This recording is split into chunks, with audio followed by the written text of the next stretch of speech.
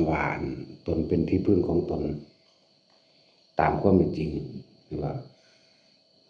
พึ่งตนเองหมายถึงว่าโดยความเห็นต่างๆเราก็ต้องเห็นไปตามความเป็นจริงเราจึงสามารถเข้าใจคำว่าตนเป็นที่พึ่งของตนได้เห็นว่าสัตว์โลกเป็นไปตามกรรมเห็นว่าสิ่งศักดิ์สิทธิ์บ่สามารถสิมาดลบันดาลอย่างใดเลยเห็นว่าเกิดงามดีนี่บ่ได้เกี่ยวกับชีวิตของคนทุกคนเฮ็ดกระทำสิ่งใดย่อมได้สิ่งนั้นอยู่แล้วนี่โดยตนเป็นที่พึ่งของตนตามความเป็นจริง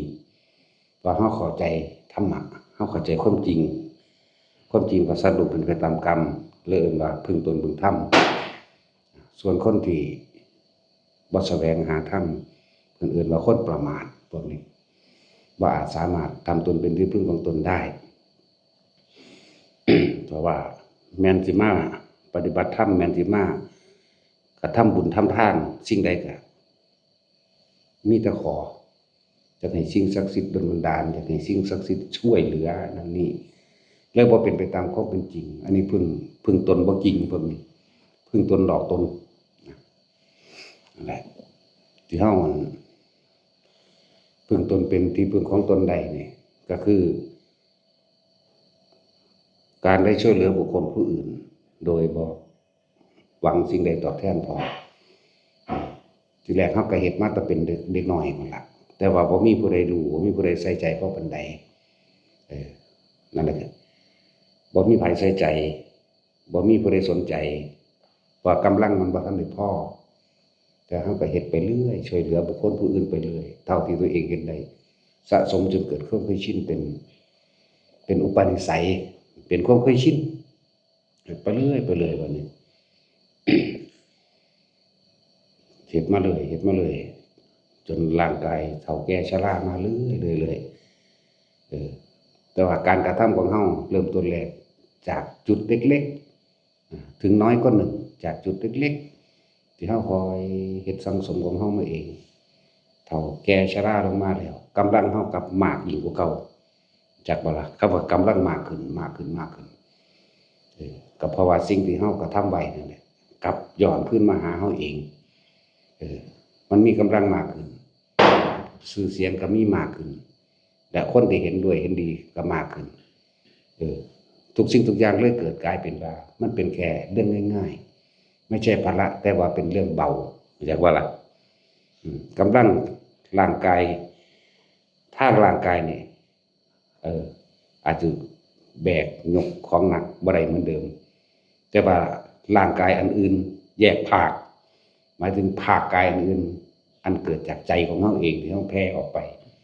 คือเฮาได้ทำการช่วยเหลือบุคคลผู้อื่นโดยบ่สิ่งใดโดยบ่หวังอันใดตอบแทนนั่นเองเลยเกิดกลายเป็นคนจาก1คนคือเฮาเองเริ่มเป็น2 3 4 5เป็นหมื่นเป็นแสนเป็นล้านไปได้แขนขาเฮาก็เลยมีมากขึ้นเข้าใจว่าล่ะสิแบกยกหนังก็เลยเป็นของง่ายโดยเฮาบ่ได้แบกเพราะว่าสิ่งที่เฮาสร้างไว้ในใจของเฮาเองเฮาสร้างไว้ที่มันติดเป็นอุปนิสัยของเฮาเองเกิดเป็นความผ่องใสโดยความบริสุทธิ์ใจของเฮาเองคนอื่นเป็นหมื่นเป็นแสนเป็นล้านเลยเกิดกลายเป็นแขนขาของเฮาเองเข้าใจบ่ล่ะนั่นแหละสิแบกอีหยังกะเบาไปเบิดเลยเป็นบ่ต้องแบกสิเดินเหินไปทางใดก็ช่างกับผู้อื่นเป็นแขนเป็นขาให้แล้วเห็นบ่นั่นแหละคำว่าตนเป็นที่พึ่งของตนอันหนึ่งเห็นบ่นี่ ยิ่งเขาแก่ชราลงมากำลังวังชายิ่งมากพละกำลังยิ่งมากเข้าใจบ่คำว่าพละกำลังยิ่งมากบ่แม่นร่างกายเฮาเด้แต่พละกำลังในความปรารถนาหวังดีให้แก่หมู่สัตว์โลกทั้งหลายด้วยเกิดก็กลายมาเป็นกองกำลังเฮาเองและคำว่าตนเป็นที่พึ่งของตนก็ดีบ่แม่นความเห็นแก่ตัวเด้แต่ว่าสละตัวเองเพื่อผู้อื่นได้นี่ผู้อื่นก็เลยย้อนขึ้นมาเองหังเฒ่าหังแก่หังชรากำลังหังหลายจักบ่ล่ะคิดว่าร่างกายคิดว่าสิไปหันมานี่บ่ได้ยิ่งไปได้ไกลยิ่งเฮ็ดยิ่งใหญ่ขึ้นไปอีกกว้างขวางขึ้นไปอีก งานใหญ่ๆงานหนักๆเลยเกิดกลายเป็นแค่ของเบาเนาะเลยเป็นของที่สำเร็จก็ได้โดยง่ายโดยพลันสั่นแหละบ่ได้คือกันเด้กับพวกบ่ได้กลับกันกับพวกที่ไม่อาจสามารถทำตนเป็นที่พึ่งของตนได้จักให้ทานการช่วยเหลือบุคคลผู้อื่นมีแต่หวังสิ่งนั้นสิ่งนี้เป็นเครื่องตอบแทนให้ก็ขี้แต่นี่ที่เหนียวบ่อยากให้เขาเห็นบ่เลยกลายเป็นคนแคบๆไปทางใดเขาก็บ่อยากต้อนรับเฮ็ดหยังเขาก็บ่อยากซอยถ้าบ่จ้างเห็นบ่ของเฮาบ่ได้จ้างเด้บาดนี่มันต่างกันเป็นคนที่หวังพึ่งพาแต่ผู้อื่นโดยที่แรกก็เข้าใจว่าเจ้าของเป็นคนมีเงินไปจ้างเอาจังซั่นจังซี่คนประเภทจังนี้เวลาไม่ถูกใจดูถูกเข้าใจบ่ดูถูกดูแค้นด้อยค่าเขาเหยียบย้ำเขาบ่ได้ให้กำลังใจกับเขายิ่งเฒ่ายิ่งแก่ชรากำลังทางกายก็เบิดกำลังทางใจก็เบิดจังบ่นี่พวกนี้สิเว้าอีกอย่างนึงว่านี่แหละคือเรียกว่าคนเป็น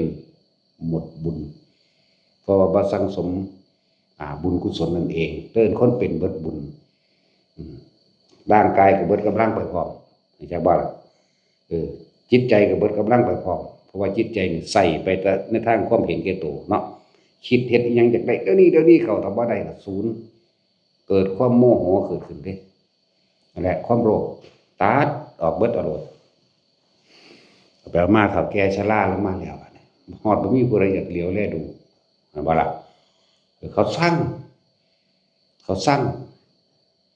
สิเอากำลังทั้งสิเอากำลังทั้งใจกำลังทั้งบารมีมาจากไสแต่ตัวเองบ่ได้สร้างตัดทอนกำลังใจกำลังบารมีแห่งตนเองบ่ต่อยอดให้เกิดเป็นผลให้เกิดเป็นหยังที่ยิ่งใหญ่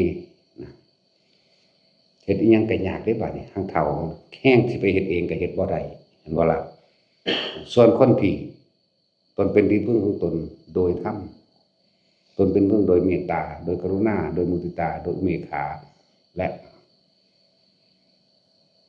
ประโยชน์นั้นเป็นประโยชน์เพื่อผู้อื่นล้วนๆคนประเภทนี้แม้ลาภสักการะจะเกิดขึ้นมากมายแต่เขาไม่อยากได้มันเลยอย่างว่านี้สิ่งที่ได้มาเป็นลาภเป็นสักการะต่างๆมีแต่ออกจำแนกแจกจ่ายให้กับบุคคลผู้อื่นเป็นประโยชน์เพื่อผู้อื่นเท่านั้นเนี่ยเราจึงบอกว่านี่แต่ถ้าว่าตนเป็นที่พึ่งของตนเลยเหมือนกับพระพุทธเจ้าเฮาเพิ่นทำตนเป็นที่พึ่งของตนมาตลอดนั่นล่ะเวลาตกทุกข์ได้ยากสิ่งใดมากก็จังเพิ่นบ่เคยนึกถึงว่าให้ผู้อื่นมาช่วยเด้แต่เขาก็มาเองเพราะสิ่งที่เพิ่นได้เฮ็ดไว้แล้วนั่นแหละส่วนคนที่ประมาทในชีวิตบ่สังสมในการฟังธรรมหรือว่าเป็นผู้ขาดสุตตมยปัญญาบ่มีปัญญาโดยธรรมคนพวกนี้สิเป็นคนเป็นหมดบุญคือความสงบเย็นภายในหัวใจของเจ้าของเองภายในความรู้สึกของเจ้าของเองกุศลก็พลอยหมดไปด้วยเพราะไม่มีความฉลาดคำว่ากุศลนี่ต้องเป็นไปเพื่อความไม่เบียดเบียนทำร้ายให้ผู้อื่นเสียอยู่ด้วยทรัพย์สินเด้บุญกุศลเบิดไปคิดที่ไปพึ่งพาอาศัยใครก็ไปบ่ได้เพราะตัวเองได้เคยทำร้ายเขาเอาไว้ก่อนด้วยความเห็นแก่ตัวพวกนี้คนเป็นบุญมันมาในรูปแบบใดเวลาอกุศลกรรมเรียกว่าอกุศลกรรมให้ผลนี่มาในรูปแบบลูกเป็นที่หนึ่งมาในรูปแบบผัวและเมียเฮ็ดให้ชิบหายเข้าใจว่าล่ะลูกไปแอบเล่นการพนันทั้งสั้นทั้งสี่หรือผัวหรือเมียเอาที่ดินไปขายเอาใบไปจำทั้งสี่นะปัจจุบันกลืนบ่ได้คายบ่ออกจำต้องอยู่และต้องทนสิแล่นไปพึ่งพาคนอื่นก็พึ่งบ่ได้เบิดหลักทรัพย์ประกัน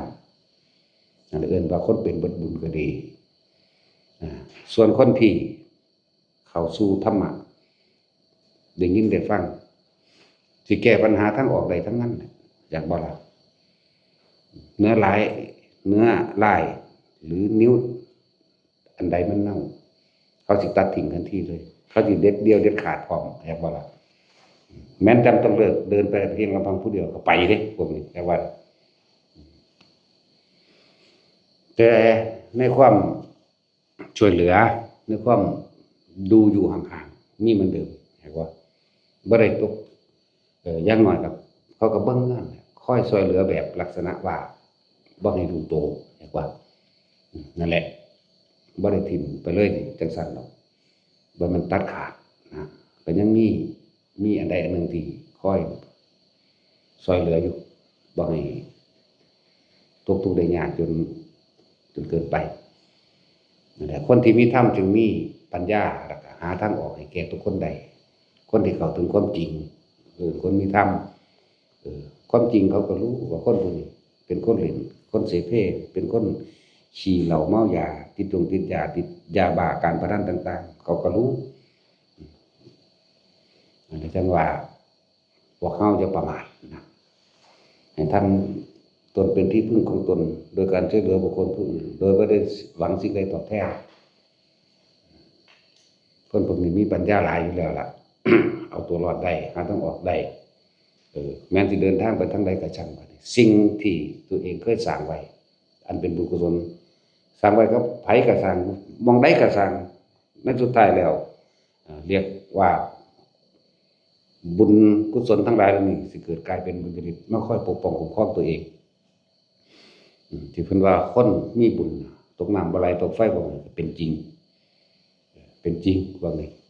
แม้ที่มีอันตรายเพียงใดก็สามารถรอดออกมาได้ทั้งนั้นนี่ว่าพวกเฮาคนขวายไปแล้วก็การที่ได้ช่วยเหลือภัยก็ช่างจะไปหวังสิ่งตอบแทนเด้คือๆโลดเฮานี่ทำด้วยความเสียสละนี่เป็นแค่คำพูดแต่จริงๆเราทำเพื่อผู้อื่นไม่ได้ทำเพื่อให้ได้มาไม่ได้ทำเพื่อที่จะเอาเฮาบ่อยากได้หยังทั้งสิ้นแต่ว่าเราเฮ็ดเบิ่งว่าความเห็นแก่ตัวมันยังมีบ่บัดนี้ทุกคนลองย้อนเข้ามาหาตัวเองเด้อทุกๆคนที่เฮาได้คุยพูดจาสนทนานำแม้กับความคิดเป็นความรู้สึกที่ไม่อาจสามารถโกหกตัวเองได้ดอกเด้อบางที่เห็นหน้าคนอื่นแต่สร้างแต่เนาะนี่เห็นบ่บางผู้นี้ดีบางที่หมายถึงว่าเปรียบเทียบว่ามีคนมา2คนผู้นี้เป็นตาสร้างผู้นี้เป็นตาดีผู้นี้เป็นแบบนี้เป็นนี้อันนี้คือตัวของเองจิตตัวโกหกตัวเองไม่ได้เลยเด้อมีต้องยอมรับความจริงเพื่อสิละความว่าเฮาไปมองผู้อื่นโดยทั้งที่บ่ได้เห็นผลงานของเขาบางคนก็เชื่อคำพูดผู้อื่นแล้วก็เข้าข้างกันบางคนก็เชื่อหน้าตาโอ้บ่เป็นตาตัวไผเป็นดอกนี่มันเฮาบ่เป็นจังซั่นเฮาสิเอาการกระทำที่เป็นรูปธรรมมาเป็นเครื่องตัดสินว่าคนนี้มีประโยชน์คนนี้ไม่มีประโยชน์อันคำเว้า100ล้านพันคำมา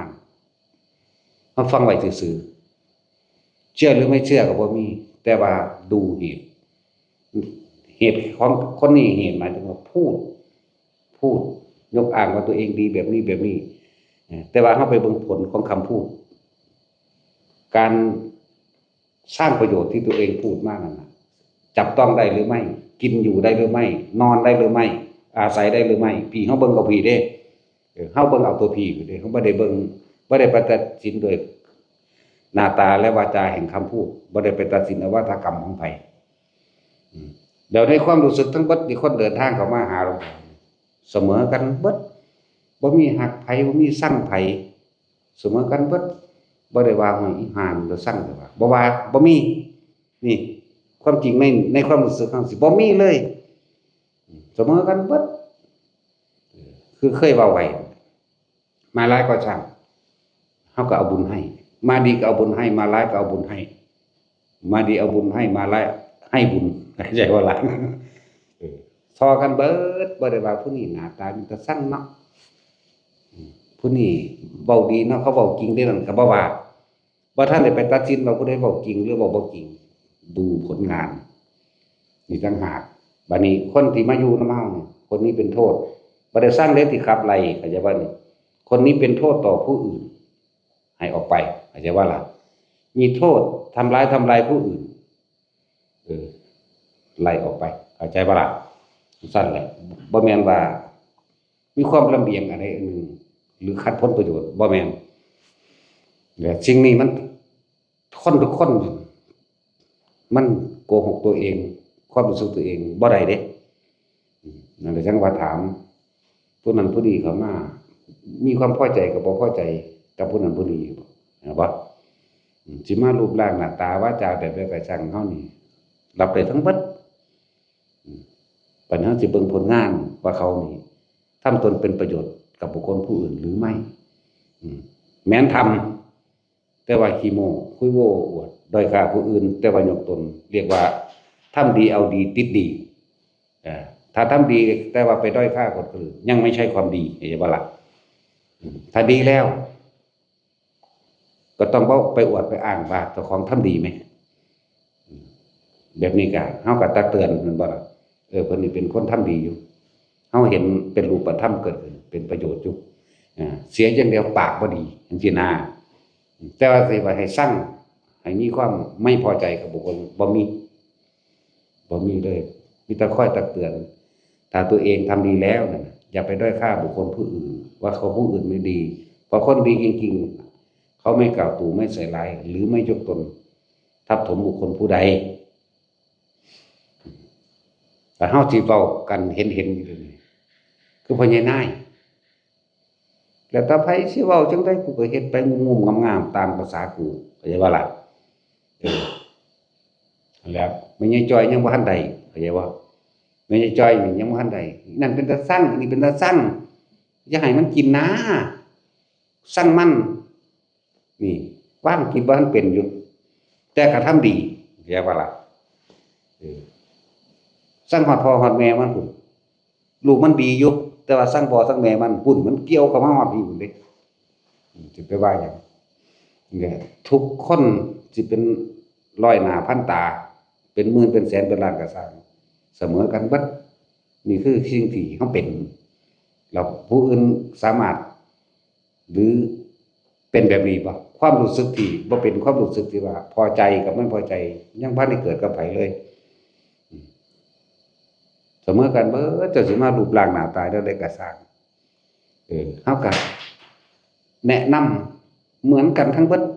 มาผู้เดียวก็ตามมาหลายคนก็ตามทอกันเบิดเลยใส่ใจเบิดทุกอย่าง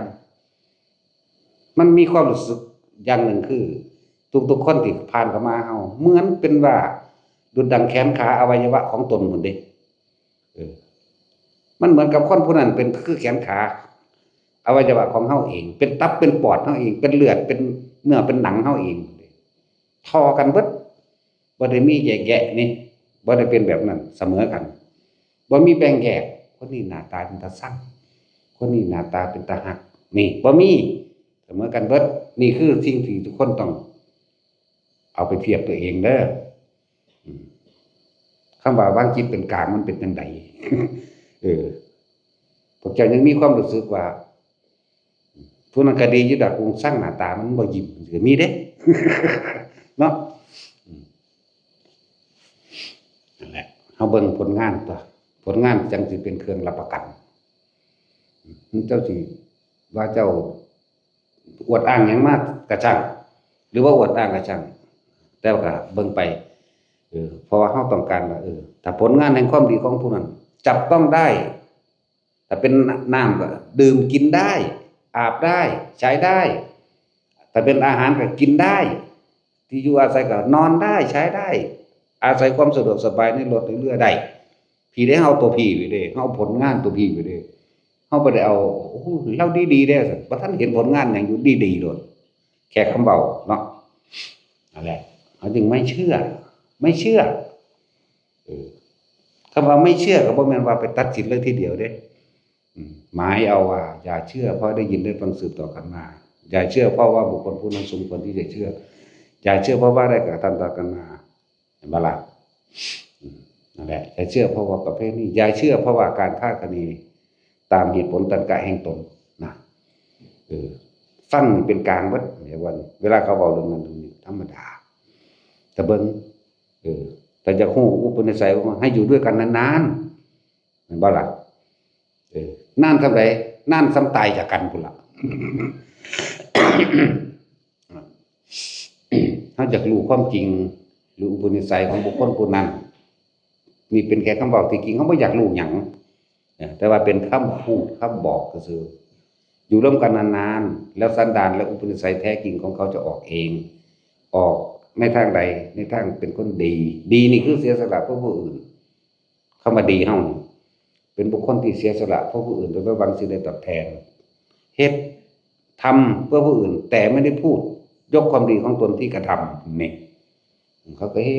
ดไปของเขานะเฮาก็ฮู้ในเฮาเองอ๋อคนนี้เป็นจังซี่จังซี่บาดนี้นี่คือคนดีสมควรปกป้องเฮาก็ปกป้องเข้าใจบ่ล่ะก็ว่าปกป้องคนดีพอคนดีนี่บ่หวังลาภยศสรรเสริญและเงินทองทำเพื่อผู้อื่นโดยท้ายเดียวบ่สนใจว่าไผสิด่าไผสิ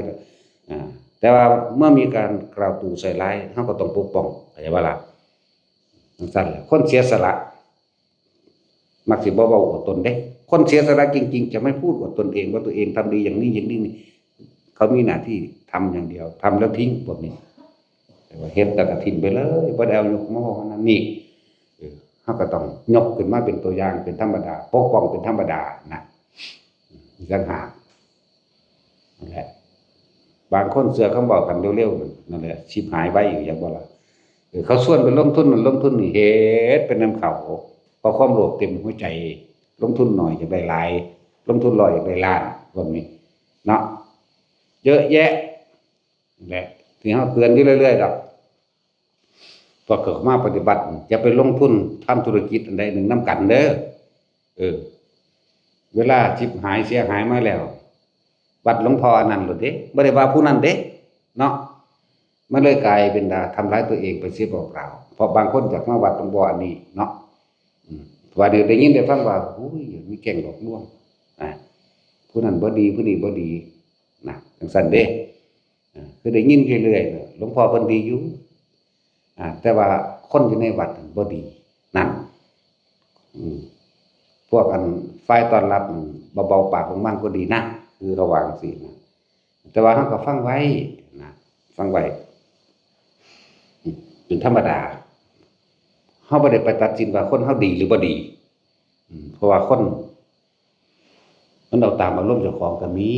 เห็นบ่ล่ะบางทีเว้าบ่ถูกใจก็ไปกล่าวตู่ใส่ร้ายเขาก็มีเพราะว่าเฮารู้ว่าเฮาอยู่นำกันนานๆเฮาฮู้ว่าผู้ใดมีอุปนิสัยแบบใดใช่บ่ล่ะผู้ใดเห็นแก่ตัวหรือบ่เห็นแก่ตัวมันก็รู้ในนี้แหละก็รู้อยู่นี่แหละต้องเฮาอยู่เป็นกลางมั้ยเฮาบ่เข้าข้างไผอยู่แล้วนะจังซั่นก็มีคือจังเขาว่ามาสิฝ่ายต้อนรับบ่ดีบางทีเจ้าก็ฮ้อนเกินไปก็มีบ่แม่นว่าเขาบ่ดีเข้าใจบ่ล่ะบางทีหยังล่ะถ้าว่าเขามาฝึกหัดปฏิบัติธรรมมันเบิ่งอารมณ์เจ้าของไปเด้เนาะมันเบิ่งอารมณ์เจ้าของเด้บ่แม่นให้คนอื่นมาบอกเอาใจเจ้าของโอ้ยหลายแบบหลายอย่างอะไรๆก็ดีอยู่ดอกเสียอยู่อย่างเดียวก็ว่าไปอีกเด้อแต่ว่าบ่เคยคิดย้อนกลับมาว่าเสียอะไรที่ตัวเองยึดเห็นบ่ล่ะยังก็ดีอยู่ดอกหลวงพ่อก็ดีอยู่ดอกเสียอย่างเดียวคนในวัดคนต้อนรับหลวงพ่อปากก็ดีแต่บ่เคยคิดว่าใจเจ้าของบ่ดีเองเนาะนั่นแล้วแค่มาชั่วคราวแต่ว่าเขาอยู่เป็น5ปี6ปีเห็นบ่ล่ะต่างกันอยู่เด้ตัวเองมาชั่วคราวมาว่าผู้อื่นบ่ดีแล้วนี่นั่นแหละควรจะปรับปรุงตัวเองสั่นนั่นแหละมันบ่แม่นเรื่องธรรมดาในการให้คำแนะนำต้อนรับอหยังต่างๆหรือแนะนำสถานที่แนะนำที่อยู่อาศัยพาไปหาหม้องพักสำหรับพวกแอดมินต้อนรับเขาดีเนาะฟังดีๆนะว่าต้อนรับผู้ใดปานว่าแขกผู้มีเกียรตินั่นบ่ต้องเข้าใจว่าตัวเองนี่มาปฏิบัติหยังดูความจริงของตนเองว่าตัวเองกำลังยึดอะไรเด้คำว่าปฏิบัติธรรมดูความจริงตัวเองบ่แม่นให้เขาเอาใจถามหาแอร์ถามหาพัดลมถามหานั่นถามหานี่แต่เขาบอกว่าไม่มีค่ะต้องเอามาเองเครียดเขาก็มีเห็นบ่จังซั่นแล้วจักสิมาแมงหยังได้ก็หาว่าไปนั่นแหละเนาะอาจสิ ให้คนเป็นคนใช้เขาบ่ให้เฮ็ดเด้ เขาบ่ได้ให้พวกนี้เฮ็ดบัดนี้จังซั่นแหละคนเฮาต้องเห็นทุกข์เห็นความบ่พอใจของเจ้าของเองมันจึงสิเห็นความจริงว่าตัวเองกำลังยึดสิ่งใดจึงเรียกว่าเห็นทุกข์นั่นแหละจึงเห็นธรรมเห็นความจริงที่บาดนี้สมมุติว่าถ้าเจ้าของสิมาทำหน้าที่นี้ทำได้บ่เนาะแต่ละมื้อแต่ละเว้นเฮาพบปะหน้าผู้คนนี่เท่าใดเห็นบ่ล่ะแต่ละมื้อแต่ละเว้นพบปะหน้าคนมื้อละเป็น4-50หรือ100แน่จังว่าบัดนี้เฮาเน้นบางทีพวกเฮาอยู่ในนี่ว่าเขาถามนั่นเขาถามนี่วางจิตเป็นกลางได้หรือยังมีความพอใจคำเว้าผู้นั้นหรือบ่พอใจคำเว้าผู้นั้นเข้าใจว่าล่ะสิแนะนำเขาจังไดแนะนำแบบเสียดสีแนะนำแบบสร้างลำเอียงเข้าใจว่าแนะนำแบบอคติหรือแนะนำโดยจิตเป็นกลางนี่พวกเขาทุกคนอยู่ในนี่ก็เป็นธรรมดาพวกเขามาแบบบ่รู้เขาต้องถามเห็นบ่ล่ะพวกเขาสิจะสร้างเว้าเสียดสีเขาก็มีทิ่มแทงเขาก็มีเนาะนี่คือสิ่งที่เราต้องละออกพอใจกับไม่พอใจต้องไม่มีนี่แหละก็ต้องอธิบายเป็นธรรมดาสำหรับคนที่ต้อนรับอยู่นี่บ่ล่ะก็บ่แม่นต้อนรับอีหยังดอกก็เป็นธรรมดาเขาบ่รู้เขาจึงถามอย่าเอาอารมณ์ออกมาตอบเด้ ดีก็บ่ให้ตอบโดยอารมณ์โมโหอารมณ์บ่พอใจก็บ่ให้ตอบโดยอารมณ์ให้เป็นกลางๆนี่จักบ่นี่เป็นกลางๆบางทีเขาเจ้ามาอยู่ใหม่บ่รู้นั่นบ่รู้นี่ก็บ่แม่นด่ากันไปเลยเด้ที่หลายๆหม้องเฮาเคยไปอยู่แล้วนี่เฮาก็เอาประสบการณ์ตัวเองไปเคยไปหม้องหันหม้องนี้มาเฮาไปมื้อแรกว้ายอย่าไปเฮ็ดจังนั้นเว้ยโอ้ยบ่จักถีบจักแดนหยังจังซี่นะก็เฮาบ่รู้ก็บอกเฮาติแนะนำเฮาตัวแม่นบ่ล่ะก็บ่รู้แต่เฮาก็บ่ปากเฮาก็เบิ่งตัวเองปึ๊บขึ้นมาทันทีเราจะไม่ทำอย่างนี้เฮาสิเบิ่งตัวเองเพื่อสิเอาไปปรับปรุงตัวเองเข้าใจว่านี่เขาด่ามาปั๊บๆจังซั่นจังซี่จังว่าเวลาเสียบัดนี้ก็โอ้ยวัดนั้นบ่ดีนี่เสียวัดบ่ได้เสียคนเด้เรียกว่าล่ะวัดนั้นบ่ดีวัดนี้บ่ดีว่าไปเด้บัดนี้การลงทุนก็เหมือนกันวัดหลวงพ่อมันเนาะแล้วเด้เขาบ่ได้ว่าผู้นั้นผู้นี้เด้เขาบ่ออกสู่ผู้นั้นผู้นี้เด้อยากว่าล่ะบัดนี้ก็ใช้วิธีการสมมุติว่ายืมหนี้กันคืออันอีนั้นมันไปขายยานั่นแหละบัดนี้เขาก็ใช้วิธีการมาทำลายวัดเฮาเขาก็เข้าใจว่าย่านเฮานั่นย่านทั้งชื่อเสียงวัดหรือหลวงพ่อเสียหน้าเขาก็เอาเฮาได้ไปขู่เอาเงินเข้าใจว่าล่ะเงินยืมจังซั่นแล้วนั่นแหละที่จริงเฮาบ่มีหน้ามีตาอยู่แล้วเฮาบ่มีชื่อเสียงอยู่แล้วนั่นเขาคิดผิดเพียงแต่ว่าเฮาสงสารซึ่งกันและกันหาคืนให้กันเท่านั้นเด้แต่ว่าคนที่นั่นก็บ่รู้สึกตัวดอกบ่รู้สึกตัวว่าเจ้าของทำผิดโอ้หลายอย่างนั่นน่ะแต่เฮาวางใจทุกคนต้องวางใจเป็นกลางให้มันเป็นเด้อพอเขาบ่รู้เขาถามเอาทำจังซี่บางทีเจ้าของบ่รู้สูญใส่เขาคือกัน เนาะสูญใส่เขาเด้หรือว่าใส่เขาเด้ ทุกคนเกิดมาด้วยความบ่รู้นั่นแหละตัวเขาเองก็บ่รู้เหมือนกันนี่คือจุดหนึ่งที่อยากให้ทุกคนถามตัวเองเฮาพบคนมากหน้าเหมือนมันบ่แม่นร้อยตาพันตามากหน้าพันตานี่มันเป็นหมื่นๆแสนๆบ่ได้แต่เฮาฮู้มานี่เห็นมานี่แม่นบ่ล่ะเลยรู้สึกว่าทุกคนเสมอกันเบิดสิบ่มีความผู้นี้ท่าทางเป็นตาซังผู้นี้ถามจังซั่นจังซี่เอ้ยกูซังบ่มีเด้มีแต่พยายามที่จะอธิบายให้เข้าใจเหตุเข้าใจผลให้ได้ความรู้ให้ได้ความจริงให้ได้สิ่งที่เขาต้องนำไปคลายตัวเองเด้บ่มีในคำว่าอารมณ์ แบบบ่พอใจบ่มีจังซั่นแหละพวกเฮาต้องสังเกตตัวเองด้วยบัดนี้ว่าคือบางที่ไปพักกุฏินี่สั่งผู้นี้กูอยากย้ายหนี้จากผู้นี้หาวิธีย้ายหนีนี่เป็นหยังคือบ่อยู่ซื่อๆนี่ก็มีในตัวพวกเขาเองในพวกอยู่ร่วมกันซั่น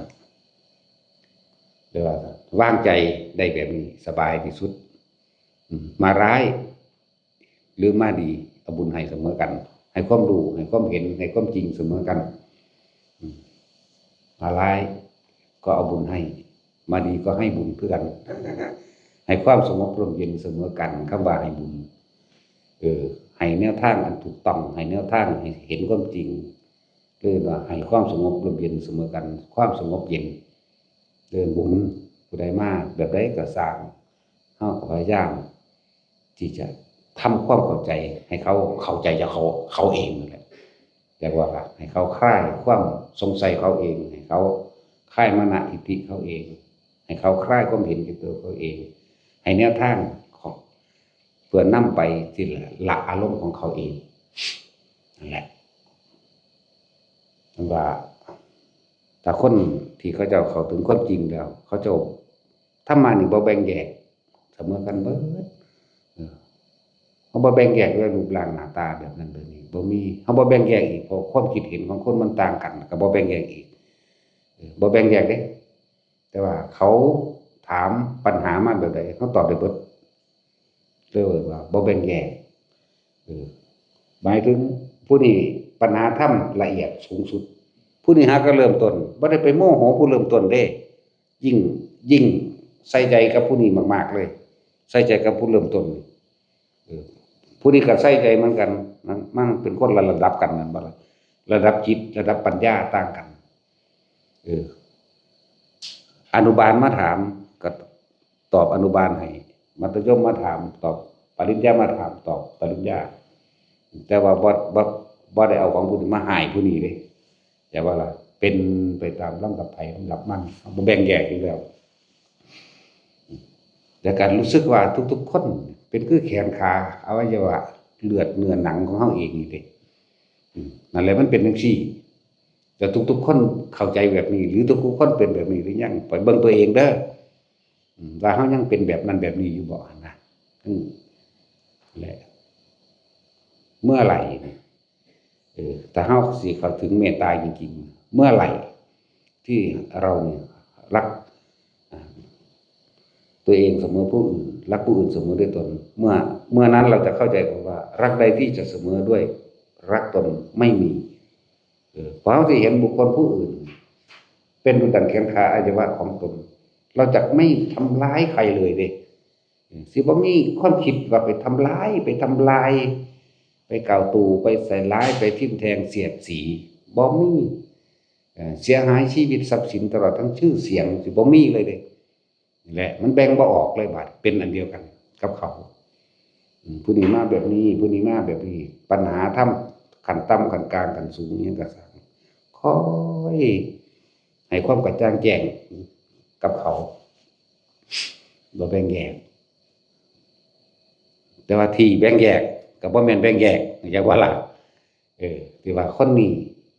ถ้าอยู่นานๆจะทำให้ผู้อื่นเสียหายเป็นโทษกับบุคคลผู้อื่นเด้บ่แม่นเป็นโทษกับเฮาเด้เข้าใจบ่นี่โทษเฮาบ่มีเฮาบ่มีดีแล้วก็บ่มีร้ายโทษแค่ตัวเองเลยบ่มีแต่เขาจะทำลายผู้อื่นต้องขับออกไล่ออกไล่หนีบ่ให้อยู่นะนั่นแหละเรียกว่าแยกแยะมันเป็นอันนี้เป็นโทษอันนี้เป็นประโยชน์ในโดยส่วนตัวเฮานี่บ่มีอคติกับผู้ถูกให้ไล่หนีแต่ว่าล่ะบ่มีเด้แต่ว่ามันไปทำร้ายผู้อื่นเป็นโทษแก่ผู้อื่นครับออกเมื่อออกไปแล้วมันก็คิดได้หรอกนั่นแหละคนเฮาส่วนมากก็เลยคิดได้เมื่อสายไปแล้วเหมือนกันคนเฮาสิมีสติอย่างดีนี่หมายถึงระลึกตึกได้ในความผิดความถูกความชอบคือหยังก็เมื่อได้ผิดพลาดไปแล้วจึงคิดได้เมื่อภายหลังมีสติระบาดเหมือนกับเงินสิมีค่าตอนที่มันบ่มี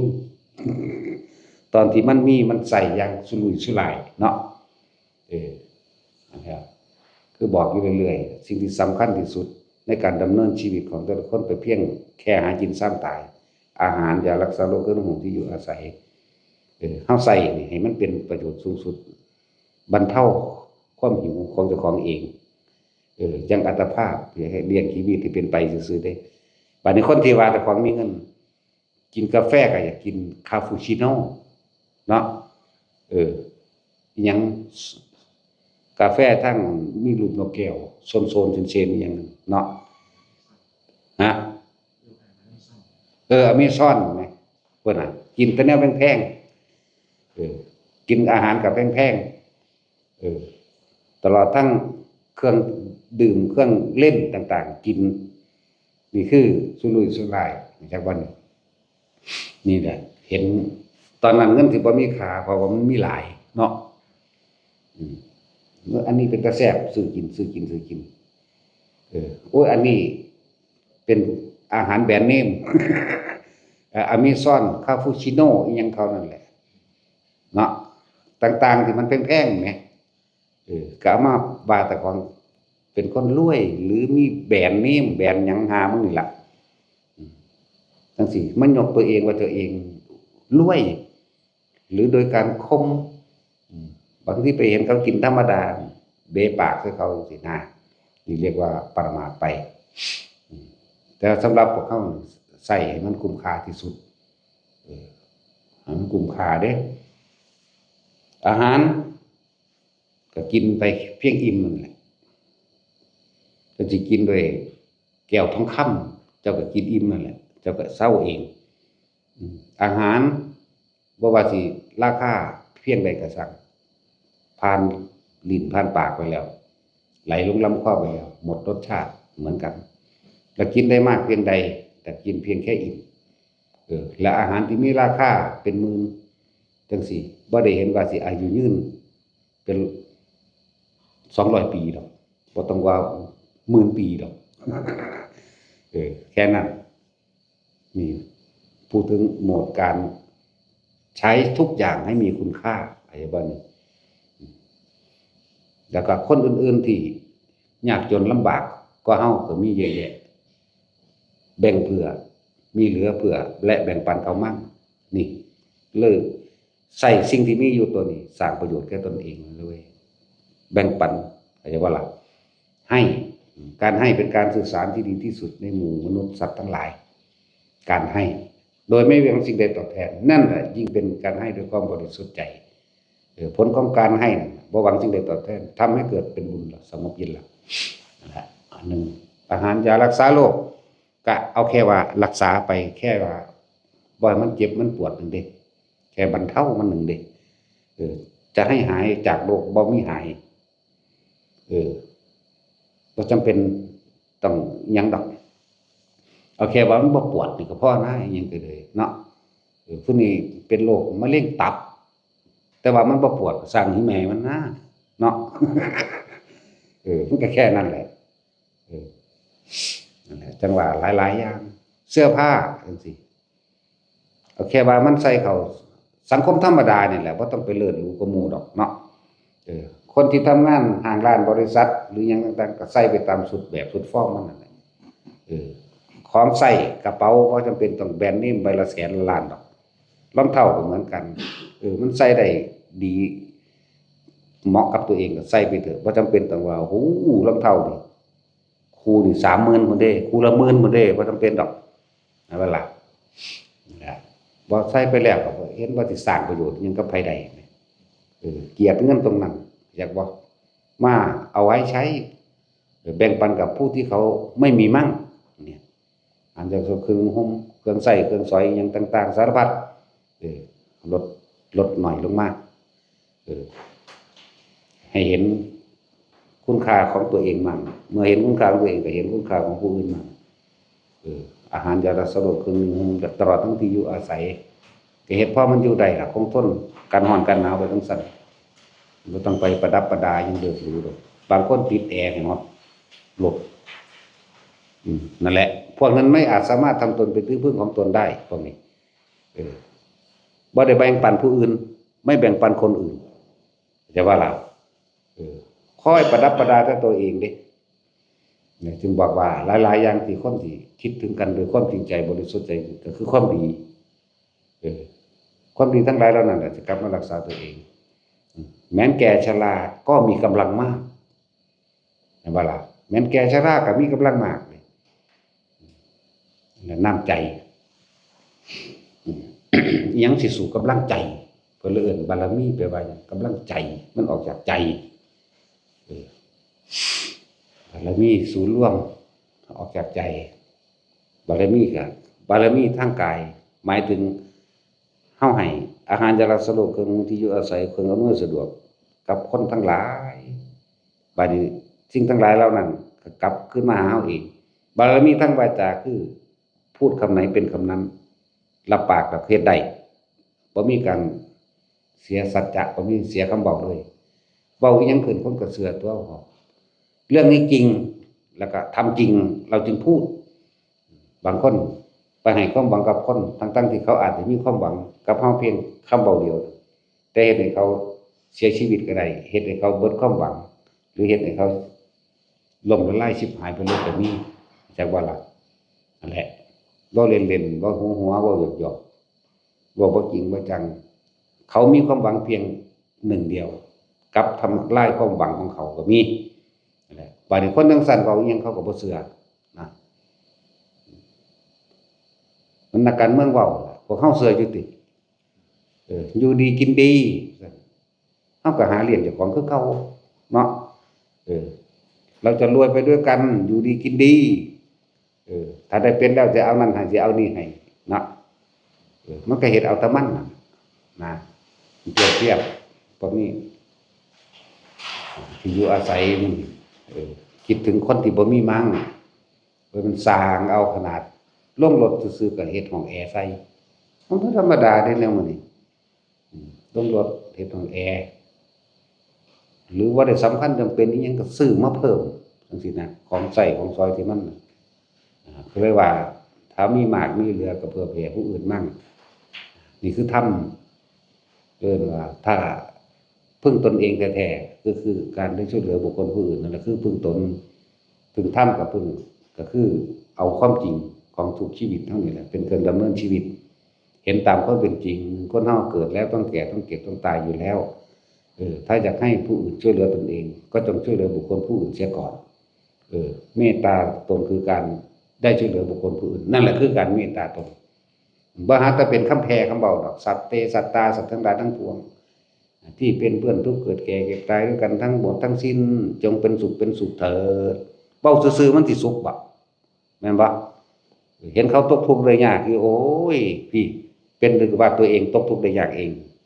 เฝ้าแล่นไปใส่กอบโกยดึงกระชากกันขึ้นมาเพื่อให้พ้นออกจากความทุกข์ยากลำบากตรงนั้นเห็นบ่ล่ะนี่จังแม่นสัพเพสัตตา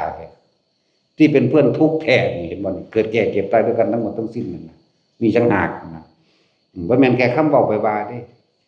อย่าได้เบียดเบียนซึ่งกันและกันเลยเห็นบ่ตัวเองต้องไม่เบียดเบียนผู้อื่นเสียก่อนเข้าใจบ่นี่นั่นแหละ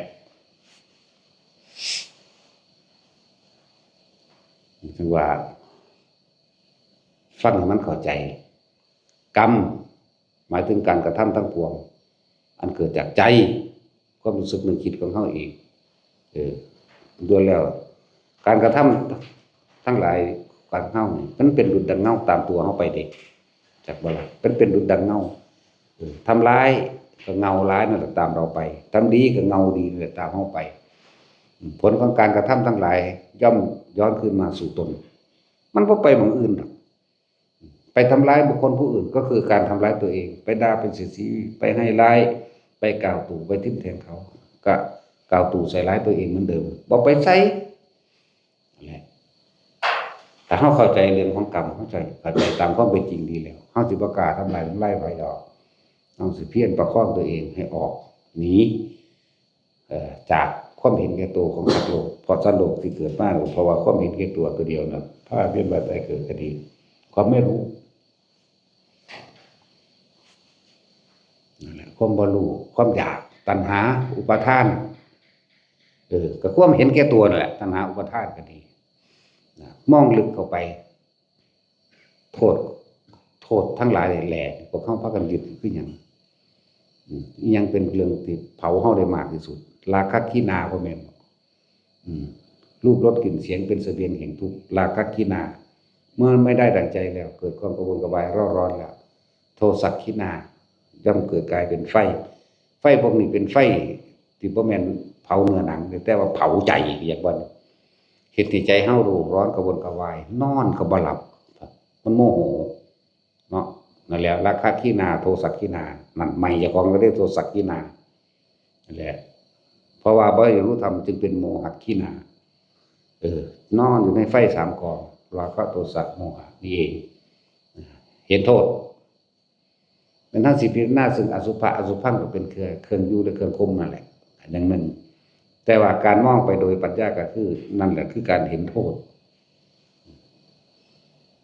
การพิจารณาอสุภะการพิจารณาอาการซับซ้อนการพิจารณาลมเห็นมันเป็นธาตุดินน้ำไฟลมเกิดขึ้นตั้งอยู่ดับไปเสื่อมสลายนั่นนี่แต่ให้คอยเห็นโทษนั่นแหละมันต้องประกอบกันเห็นโทษของมันราคะเนี่ยในตัณหาราคะตัวนี้ความอยากได้ในรูปในรสได้กินเสียงฆ่ากันก็ได้ฆ่าคนอื่นก็ได้ฆ่าเจ้าของก็ได้บางคนอยากให้คนอื่นมางอเจ้าของฆ่าตัวตายปานเขาสิเงินเนาะบางคนฆ่าผู้นั้นล่ะฆ่าผู้กูมักล่ะตายบางคนก็ฆ่าเจ้าของบางคนก็ฆ่าผู้อื่นเพราะว่าเป็นน้ำผู้นี้บ่ให้กูสารพัดมีแต่ออกนอกเบิดเนาะนั่นแหละเพราะว่าบ่เห็นความจริงของเจ้าของเองตัวเองกำลังเป็นทุกข์กับอะไรบ่สางเข้ามาที่ใจของเองนะสั่นจังว่าแต่ละคนคือเว้าเรื่องคนเป็นเบิดบุญบ่แม่นคนตายเบิดบุญเด้คนตายมันก็ตายไปตามกรรมของมันเองเรียกว่าล่ะบางคนก็ตายแต่น้อยเบิดบุญแต่น้อยเป็นไปตามกรรมสารโลกเป็นไปตามการกระทำของตัวเองทำร้ายเบียดเบียนให้ผู้อื่นเสียชีวิตมั่งทรัพย์สินมั่งลักษณะนั้นพวกที่ชอบรังแกสัตว์และคนนั่นแหละพวกนี้เจ็บไข้ได้ป่วยอายุสั้นพันตายพวกมักลักมักจี้หรือโกหกทำให้ผู้อื่นเสียชีวิตตัวนี้ทรัพย์สมบัติกับบ่อยู่หามาได้เท่าไหร่ก็ชิบหายเท่านั้นเหมือนเดิมแบบนี้นะหลายอย่างพวกคนจิตตัวหลอกตนคนที่อยู่ในโอวาทต่อของบ่ฟังความเขาก็ตัวของขึ้นด้วยกันลักษณะนั้นและคนที่มักกินเหล้าเมายาหรือสนับสนุนส่งเสริมผู้อื่นกินพร้อมตัวเองก็เกิดมาเป็นคนที่น้อยเปียเสียขาปัญญาอ่อนนั่นแหละหลายอย่างที่พวกเขาตกน้อมเข้ามาอันนี้เห็นเอาจ้อยๆนี่ก็ได้ทุกคนเกิดมาเดี๋ยวนี้วิดีโอนี้บ่เหลือจักคนเลยว่าสิบ่ตายเบิดเจ้าสิมีสมบัติมากมายเพียงใดก็ช่างเจ้าก็ต้องตายจากสมบัติมากมายเจ้าจะมีคนที่เจ้ารักเจ้าห่วงที่สุดเจ้าก็ต้องตายจากเขาหรือเขาก็ต้องตายจากเจ้านี่เห็นโทษแห่งความทุกข์อยู่พี่เด้จักบ่ล่ะอันนั้นคือเห็นตามความเป็นจริงโดยธรรมชาติสัตว์ทั้งหลายเกิดขึ้นมาแล้วต้องแก่ต้องเจ็บและต้องตายแต่สิ่งที่บ่ตายคือใจเฮานี่ดิอย่าว่านี่ถ้าต้องเห็นโทษมันเห็นโทษความยึดมั่นถือมั่นของเฮาเองตัวทุกข์มันอยู่พี่เด้นั่นคือธรรมชาติที่มันเปลี่ยนไปบ่แบ่งแยกพร้อมบ่เกี่ยวกับศาสนาพร้อมเนาะบ่เกี่ยวกับศาสนาบ่ได้เกี่ยวกับว่าคนเรียนต่ำหรือเรียนสูงบ่เกี่ยวกับสัตว์บ่ได้เกี่ยวกับว่าอันนี้เป็นหมูเป็นหมาเป็นกาเป็นไก่อันนี้เป็นคนตายเท่ากันเบิดนี่คือบ่แบ่งแยกนี่แหละว่าธรรมะบ่ได้แบ่งแยกเด้เป็นความจริงสัตว์ทั้งหลายนี่บ่ว่ามนุษย์และเทวดาเดรัจฉานหรืออบายภพทั้งหลายก็ช่างเกิดแล้วต้องตายด้วยกันทั้งหมดนี่มีการแบ่งแยกเสมอกันนะคนอยู่ในนี่เหมือนกันเฮาบ่แบ่งแยกน่ารักน่าชังหม้องไหนบ่มีเลยต่อกันเบิดนั่นแหละแต่ปัญหาของเจ้าติดตรงใดเฮาจึงให้ความกระจ่างแจ้งตรงนั้น ก็ไปเฮ็ดอาวุธตัวความตายก็บ่เคยแบ่งแยกไม่ว่ามนุษย์และอมนุษย์ทั้งหลายความป่วยก็แบ่งแยกบ่ได้แบ่งแยกบ่ว่าเจ้าสิเรียนสูงหรือเรียนต่ำบ่ว่าเจ้าสิเป็นเศรษฐีหรือยาจกป่วยเหมือนกันตายเหมือนกันแม่นบ่ล่ะจังว่าเฮาจะมองให้เห็นโทษนี่ความจริงแต่ละคนให้ทุกคนเห็นโทษนักวิทยาศาสตร์ที่เก่งเพียงใดแต่ว่าก็บ่อาจสามารถที่จะสร้างเครื่องป้องกันการแก่การป่วยและการตายได้บ่มีแก่เก็บตายเหมือนกันนักวิทยาศาสตร์นั่นก็ตายเก่งแต่แนวหลายๆสร้างอาวุธทำลายกันแน่นั่นแหละความเห็นแก่ตัวนั่นแหละการหาผลงานเพื่อหาเงินบ่ล่ะนั่นแหละความเห็นแก่ตัว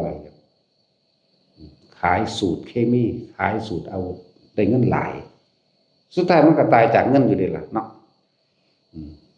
สมบัติทั้งหลายมันมีอยู่ในโลกเป็นของโลกเหมือนเดิมเงินก็เป็นของโลกทองก็เป็นของโลกทุกสิ่งก็เป็นของโลกหมดแต่ว่าเราใส่มันจังได๋สิเป็นประโยชน์เพื่อเป็นบันไดก้าวย่างเข้าสู่แห่งความพ้นออกจากการเวียนว่ายตายเกิดพ้นออกจากทุกข์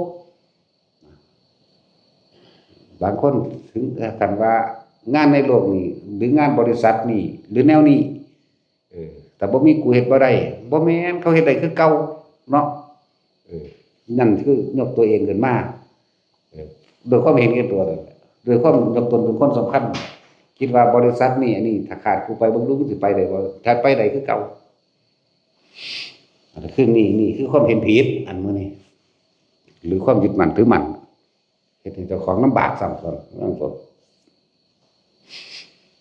เฮามองตามความเป็นจริงโลดพวกเฮาอยู่ในนี่อีกไม่นานบ่ถึง100 ปีหรอกบ่มีไผจักคนอยู่เดี๋ยวนี้เรียกว่าล่ะตายเบิดสิ่งที่รัก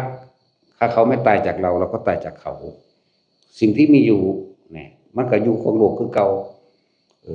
ต้นไม้เลือดสวนไรหน้าอยู่เหมือนเดิมเลยพวกเฮาน่ะตายทองคำก็อยู่เหมือนเดิมเงินก็อยู่อันเก่านั่นแหละเนาะแล้วใช้เฮ็ดจังได๋เฮาสิเฮ็ดมันเป็นบันไดเพื่อก้าวเข้าไปสู่ความพ้นออกจากสิ่งที่มีโลกนี้มันก็อยู่มีคือเก่าแผ่นดินก็อยู่คือเก่านั่นแหละไปเฮ็ดจังได๋เฮาสิดำเนินชีวิตโดยความบ่มีโทษความพัฒนาสูงสุดของโลกก็คือถ้าเฮาเข้าใจธรรมชาติหรือธรรมะคือว่ารักตัวเองเป็นรักได้ที่จะเสมอด้วยรักตนเป็นไม่มีแต่เฮาหักตัวของเป็นจริงๆแล้วคำว่าเมตตาสิเกิดขึ้นในตนเองแล้วเราก็ต้องเมตตาผู้อื่นได้ด้วยคือรักผู้อื่นเสมอด้วยตนรักตนเสมอด้วยผู้อื่นเฮาเลยบ่ทำร้ายไผ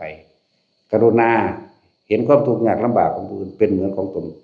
ช่วยเหลือซึ่งกันและกันมุทิตาคือความยินดี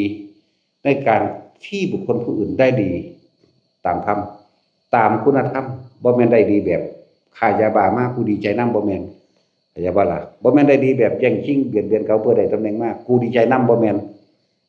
นั่นคือวางจิตเฉยๆเห็นโทษพร้อมถ้าเขาได้ดีตามความสุจริตธรรมโดยคุณธรรมก็ดีใจนำเขาอย่าอิจฉาอย่าริษยาเห็นบ่ล่ะสุดท้ายก็ต้องวางจิตต้องเป็นอุเบกขาเหมือนเดิมนั่นแหละคนที่ทรงพรหมวิหารใส่วิหารใดนี่ว่าธรรมดานั่นแหละเมตตานี่คือรักผู้อื่นเสมอด้วยตนรักตนเสมอด้วยผู้อื่นบ่มีการแบ่งแยกทั้งคนและสัตว์เห็นเท่าไรหมายิ่งหมาออกมันเป็นโทษจักบ่ล่ะเฮาฮู้ หมานี่แต่ผู้ใดผู้หนึ่งเลี้ยงไว้ในกุฏิเจ้าของเองห่วงกุฏิห่วงถิ่นห่วงเจ้าของบางเขาไปเล่นน้ำจะกัดเขาแล้วก็น้ำเป็นโทษอย่างอื่นอีกเพราะว่าสิเป็นน้ำโลกน้ำหีบน้ำนั่นมากหรือทำลายเสื้อผ้าหรือลักเกิดเรียกว่าล่ะมันบ่ลักของก็ลักของผู้อื่นนั่นแหละเฮาบ่ได้สั่งมันเด่นเฮาหักมันเด้เฮาจังให้มันหนีเรียกว่าหมามาลักของอยู่ของกินหรือหมาหรือแมวหรือกาก็สั่งเอาของที่สิมาถวายสงฆ์ถวายพระไปกินก่อนบาปบ่บาปเหมือนกันลงนรกเหมือนกันนั่นแล้วจังว่าให้มันไปอยู่ส่วนของมัน หมากัดผ่าพระบาปปะบาปเหมือนกันนั่นแหละฮักมันก็จะว่าล่ะเมตตามันเหมือนเมตตาเฮาเองพอเฮาฮู้ว่าเออบ่ได้เกี่ยวกับศาสนาใดๆทั้งสิ้นบ่ได้เลือกบุญเลือกบาปเลยสัตว์ทั้งหลายกระทำสิ่งใดแล้วย่อมได้รับผลของกรรมนั้นๆสืบไปนี่แหมจักว่าล่ะมันซั่นแหล้วมันมากัดหนังสือเฮาขาดมันทำลายของสงฆ์เด้อจักว่าล่ะบาปหนักเล่นก็เลยกัดหนังสือสวดมนต์เฮาขาดมาดึงเฮ็ดนั่นเฮ็ดนี่แตกเอามันสิไปหาได้มาใส่มันทำลายหนี้สงฆ์เป็นอยู่บ่เป็นมันบ่ฮู้จักหยังก็เพราะว่ามันบ่ฮู้จักหยังล่ะจึงเมตตามันน้อยออกไปอยู่ในส่วนของมันบัดนี้มากัดคนแม่นบ่ล่ะคนก็อาจสิเป็นโรคเสียเวลาหรือเจ็บปวดพร้อมแม่นบ่ล่ะศัตรูไปอีกนี่แหละจึงบอกว่าอย่านำมาแบบนั้นซึ่งปกติเฮาเอาอาหารไปเทล่อไปอยู่แล้วเนาะบ่จำเป็นต้องโอ้ยยันเขาบ่ฮู้ว่าของเมตตาติเมตตาเจ้าของนั่นน่ะแต่เมตตาเจ้าของแต่ว่าทำร้ายผู้อื่นอย่าเฮ็ดอย่าว่าล่ะมันเสมอกันเบิดแหมนี่เป็นของกว้างขวางจากว่านี้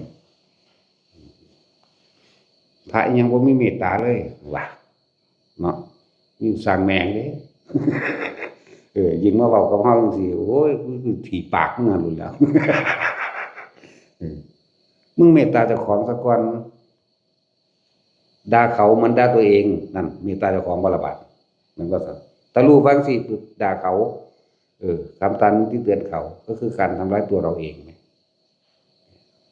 อันนี้เฮาป้องกันให้บ่ให้มันไปเป็นบาปบ่ว่าหมาบ่ว่าแมวเนาะคิดสิว่าหนูสิบ่บาปหนูรักกินข้าว คิดสิว่าหนูสิบ่บาปหนูมากัดของสงฆ์เอาแม่อีกาโดนอีกาตัดสินเด้ ก็ละอี ฝุ่นอีกาตาสมัยพระพุทธเจ้ากัสสปะเขาเจ้าปิ้งปลาขาวปิ้งปลาสูตร สิหาตัวในหีบนั่นแหละเขาจะก็หาค้อนไปกาก็บินโฉบลงมามันก็จิกเอาหีบปิ้งปลาน่ะหนีขึ้นไปบินไปกินทั้งปลายในพุ่นกาตัวนั้นตายแล้วไปใส่เป็นนรกจักบ่นี่เดี๋ยวนี้ก็ยังเป็นนรกอยู่ร่างกายบักใหญ่ธรรมดาเป็นกิโลพุ่นเด้ความยาวของตัวมัน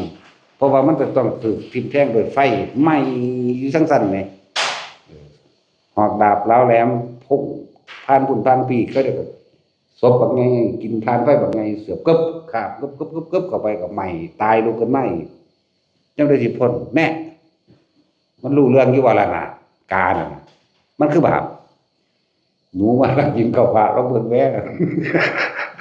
หนูก็บาปหนูก็ตกนรกนั่นแหละเป็นหยังเฮาคือบ่ให้คนยกให้ความสำคัญในคำว่าหมาบ่ให้ไปเลี้ยงโดยเฉพาะตนจักบ่ให้เลี้ยงโดยเฉพาะตนให้มันเสมอหมู่เบิดนั่นแหละมันกัดคนแน่มันหยังแน่ละมันหวงที่แน่มันรักสิ่งรักของในนี่แหละพวกเจ้าไปทดแทนมันได้บ่ล่ะแม่นบ่ซั่นมันทำอันนั้นของมันไปมันก็บาปของมันเองเลยล่ะนั่นแหละอย่างนึงก็เป็นอันตรายต่อคนเด็กน้อยเด็กหยังแน่บัดนี้บางทีเลี้ยงหมาก็เห็นเขาไล่มันหนีผิดกันเองคนผิดกันนำหมาน่ะแม่นบ่ล่ะนี่แหมมันไปให้ความสำคัญตนอันใดอันหนึ่งเกิดขึ้นซึ่งบอกว่าบ่ได้ให้ความสำคัญอันนี้ปล่อยเขาอยู่ไปตามกรรมเขานั่นแหละ เฮาก็บ่ได้เอาไปฆ่ากินด้วยล่ะแต่พระพุทธเจ้าอนุญาตให้ฆ่ากินกูฆ่ากินแมงโดยแล้ว เฮ็ดเนื้อแดดเดียวเนาะตาจินเฮ็ดคอกขุนหมาแมงโดดเด้เพิ่นบ่ได้ห้ามว่าบ่เป็นอาหารเด้ ห้ามเป็นอาหารพระอยู่ผู้อื่นบ่ห้ามเลยล่ะ ซั่นแหละมันคือจังซี่แหละเป็นนางเฮาคือไล่คนที่มีอันตรายต่อผู้อื่นหนีเหมือนกันกับบ่ให้หมามาอยู่ในที่ของคนอยู่ห้ามบ่ให้ทุกคนเลี้ยงไว้ จากว่าล่ะคนสิเอาหลอยเอามาปล่อยนี่ก็มาซุมื้อนั่นแหละมันได้อยู่ได้กินดี มันก็อยู่แล้วบัดนี้30 40โหงเหงอยู่แต่ละมื้อ รบกวนสมาธิอีกนี่จักว่าล่ะมันบ่ได้ตั้งใจดอกว่ามันสิเฮ็ดให้ผู้ใดสมาธิตื่นเต้นออกมาแต่ว่ามันก็บาปคือเก่าอยากบ่นี่สงเคราะห์มันเพื่อบ่ให้มันเป็นโทษกับมันที่ให้ออกไปนั่นน่ะพูนมันก็นอนสักลากอยู่พุ่นดอกเขาก็ไปอยู่เป็นกลุ่มเป็น3แก๊งเดี๋ยวนี้แก๊งละ10อยู่นี่11โตอยู่พุ่นเท่าใด12บ่มี3แก๊งพุ่นแก๊งละ10กว่าพุ่นโอ้ย40สิได้พุ่นจังซั่นแหละเฮากินแล้วอันแล้วทุกคนก็กินแล้วเศษอาหารที่เหลือก็ไปเทไว้พูนเขาก็ไปกินของเขาเองดอกบ่ให้เขามาลักมาแย่งอยู่นี่ให้ไล่ออกหนีเอายางสติ๊กยิงกันพบกันบาปให้มันเด้จักบ่มันกัดผ่าพระบ่บาปคือกันลักเกิดพระบ่ว่าถ้าเกิดพระเกิดคนก็ลักแม่นบ่ล่ะนั่นน่ะบาปบ่ล่ะเดี๋ยวตนมันก็เฮ็ดกับมันจังซั่นนี่ตัวแต่ละคนพวกอื่นมันบ่เป็นพวกกันมันเป็นโทษไปมันมาตะมันเด้หลวงพ่อนี่บ่ได้ไปเอาหมาเอาแมวมาเลี้ยงเด้เนาะแต่แมวเห็นมันแล่นมาน่ะมึงขึ้นกกไม้เร็วๆเด้อหมาสิกัดมึงเด้ก็ยังบอกนั่นแหละจังว่าให้รู้จักแยกให้จักแยบคายกว่านี้แม่นเอ้ยบ่มีเมตตาเลยว่าซั่นเนาะถ้าผู้ใดว่าเจ้าของเมตตาก็ไปสร้างโรงให้มันอยู่แต่ว่าอยู่เฮ็ดแต่เจ้าของเดี๋ยวบ่แม่นเอาของอยู่นี่ไปเข้าใจบ่ล่ะ ผิดเถียงกันอยู่ตลอดผู้นี้ฮักหมาวันนี้ไปไล่หมาไล่มันหนีเครียดแทนหมาผิดกันเองคนก็เลยมันบ่ล่ะนี่เฮาก็เห็นอยู่นะบอกว่าคือว่าไปเลี้ยงอยู่เฮียนอยู่หน้าเจ้าของพุ่นเฮ็ดหน้ามันกินโลดแต่มีเมตตาสูงกับหมาเนาะบ่แม่นมันนักบุญทุนคนอื่นแบบนี้เด้นี่มันทุนสงฆ์เข้าใจว่าล่ะมันบ่แม่นคนละแบบกันเด้พวกเจ้าต้องไปเฮ็ดอยู่เฮือนพวกเจ้าเฮ็ดโอ้ยพุ่นไปเฮ็ดหน้าหรือทำงานมาเลี้ยงมันขมุกขม่มโลดเนาะได้บุญบ่งั้นแต่อยู่นี่มันจะได้บาปหลายกว่าเด้ก็เดียวกันไล่มากูบ่เว้าด่ากันโดยตรงเสียดสีเอาแม่นบ่ล่ะเห็นอยู่ซุมื้อนั่นล่ะไปก็ดีจังซั่นแหละเฮือนหลังละแพงๆเนาะทรัพย์สมบัติหรือลูกผัวลูกเมียก็ผีปะมาได้เสือกมาสร้างความสัมพันธ์ใหม่กับหมาแม่นบ่ล่ะทิ่มลูกมาได้เสือกสิไปเป็นหมาแน่แม่นบ่ล่ะบาดเวลากินอันนั้นนี่ไปความคิดความจำมันสิเห็นรูปภาพหมานั่นอันนี้ไว้มันเก็บใส่บางที่ตักเอาก่อนคนที่กินไปเลยก็มีเด้นั่นแหละแต่ถ้าเมตตาอีหลีเป็นบริเวณอยู่บ้านเจ้าของเฮ็ดติดนอนห้องแอร์อย่างดีกลางมุงไล่ยุงพุ่นแต่ก็ซื้อแนวให้กินหลายๆแต่ไปทำงานเอาเองเด้อมันมาเอาอยู่ดี อยู่นี่เฮาก็เอาอาหารที่เป็นเหลือมันนั่นแหละเหลือคนนั่นแหละจังซั่นให้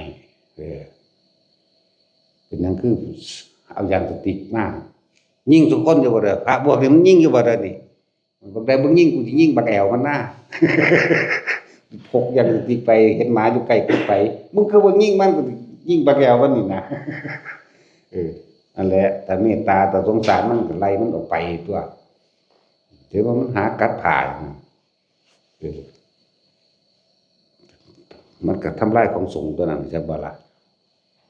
นั่นแหละเดี๋ยวมันก็ลักเกิดเพิ่นบัดนี้ บัดลักมันก็กัดฆ่าไว้หันบัดนี้แน่ก็ทำลายของสงฆ์คือเก่าแม่นั่นแหละถ้าผู้ใดฟังอยู่เรียกตนมาเอาตินู่นนี่30กว่าพุ่นเนาะเมาเด้อแต่ผู้ใดอันฮักหลายแม่นว่าซั่นไปสร้างอย่างดีเลยติดแอร์ให้เลยฤดูหนาวปราสาทหมาหลังนี้ฤดูร้อนปราสาทหลังนี้แต่หากมันแห้งเนาะให้กินอาหารมีเบิดเลยครบ8หมู่เนาะ เพื่อแต่หาหมู่ มีของร้อนมีของหวานมีของเย็นมีของคุณตัวคุณไปสั่งเนื้อสเต็กหูฉลามไม่กินคุณเมตตาแห้งอันว่าสัตว์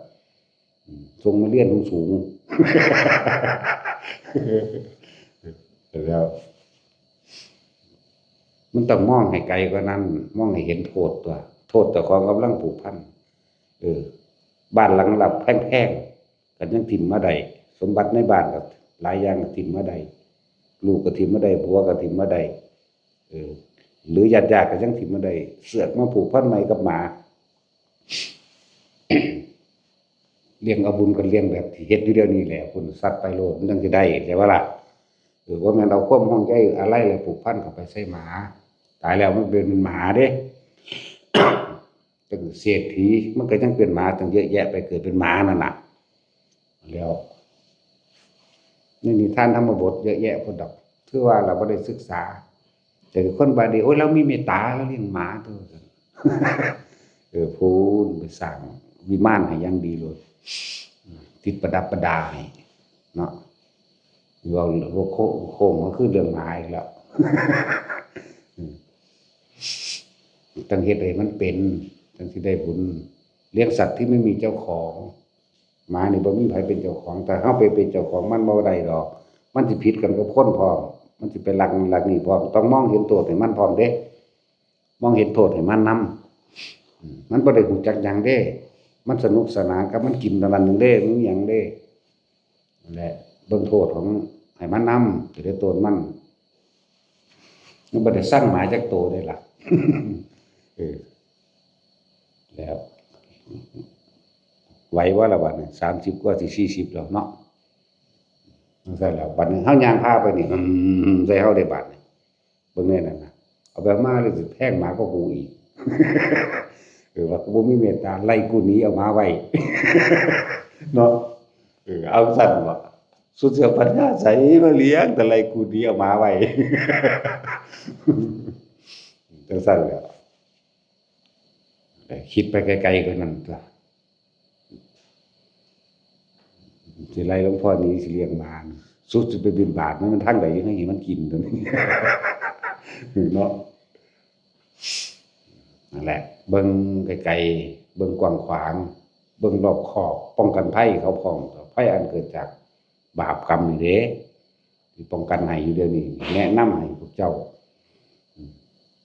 ทางคนสั่งเฮาว่าเฮาบ่ให้เลี้ยงหมาสิไล่กูหนีก็มี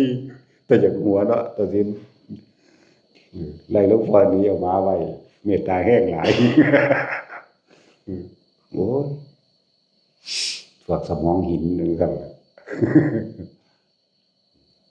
แหละพากันพิจารณาตัวเองบัดนี้อยากว่าพิจารณาตัวเองว่าแม่นความเพิ่นบ่นอแต่กับพิจารณาตัวเองก็คือปรับปรุงตัวเองว่าซั่น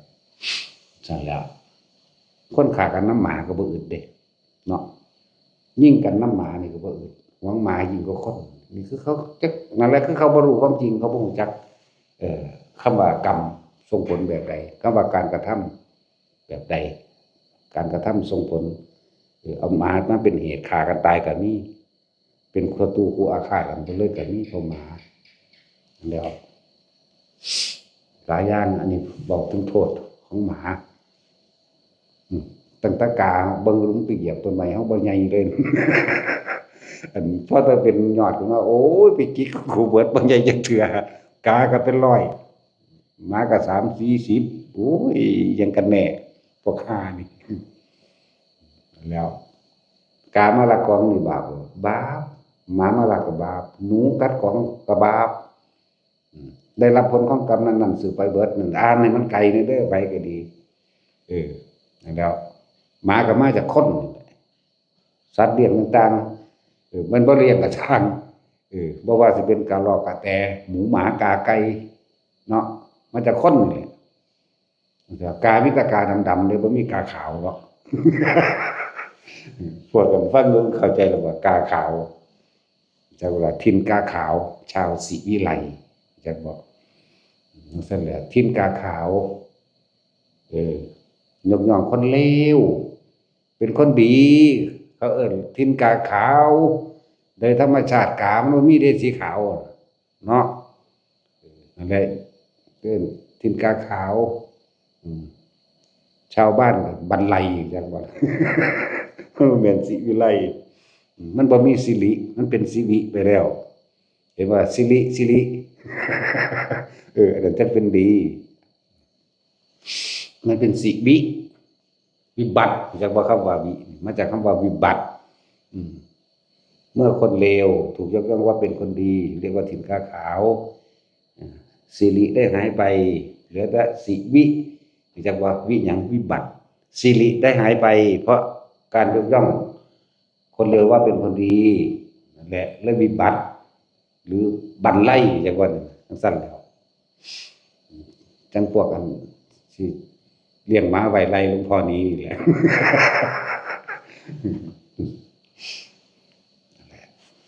ให้ความคิดกว้างๆเด้อผู้ใดก็ดีคิดใหม่คิดดี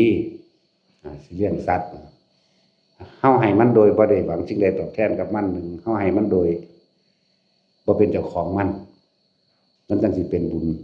เป็นความสงบเป็นความบ่ได้กังวลกับมันว่าผู้ใดสิมาไล่มาตีมาฆ่ามันเข้าใจบ่ล่ะแล้วก็บ่ได้ไปห่วงว่ามันสิมากัดของอันนั้นอันนี้หรือว่ามันลักสิ่งลักของคนที่มีเจ้าของสิไปว่าหยังกับของสงฆ์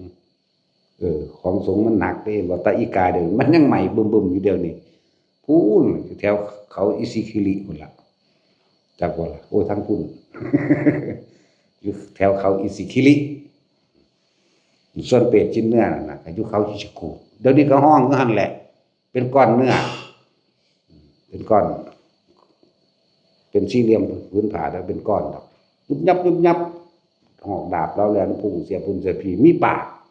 นี่เดียวกันแหละจังซั่นแหล้วเป็นคนขาหมูอันนั้นนั่นแหละจังว่าหลายอย่างนะสมทานเฮ้ยลืมเว้าเรื่องบวชเว้ยตาเศร้าเด้อ